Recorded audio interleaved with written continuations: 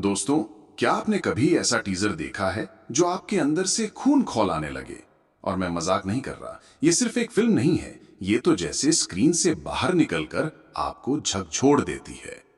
बागी 4 का टीजर, ये आपकी उम्मीदों को तोड़ेगा भी और कुछ नया देगा भी। लेकिन एक सीन ऐसा है जिसे देखने के बाद शायद आपको नींद ना आए। वो सीन क्या है? रुको, उस पर हम आखिर में बात करेंगे।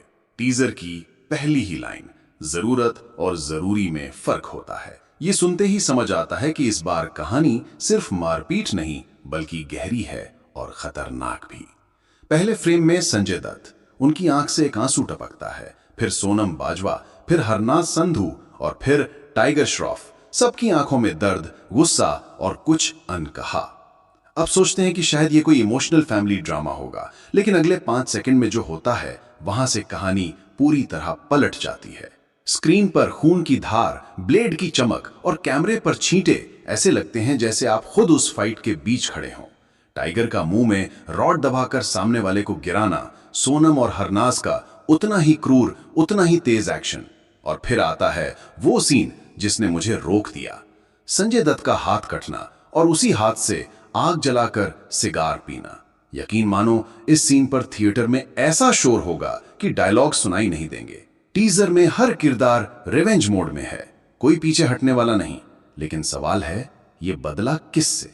टीजर जवाब नहीं देता बल्कि और सवाल पैदा करता है, और यही इसकी ताकत है। ये आपको बांध देता है और सोचने पर मजबूर करता है। टाइगर वर्सेस बाबा, सबसे बड़ी टक्कर। टाइगर श्रॉफ बनाम संजय दत्त, दो अलग अलग पीढ़ियों के एक्शन आइकन एक ही स्क्रीन पर, और दोनों ही तैयार हैं एक दूसरे को खत्म करने के लिए। टीजर में उनका फुल ऑन फेस ऑफ नहीं दिखाया गया, सिर्फ कुछ झलकियां। और ये अधूरापन ही आपको मजबूर करेगा फिल्म देखने के लिए। डायलॉग्स कम है लेकिन दमदार, जैसे टाइगर का हर आशिक में एक विलन होता है। ये लाइन फिल्म का टोन सेट कर देती है, प्यार, धोखा और खून।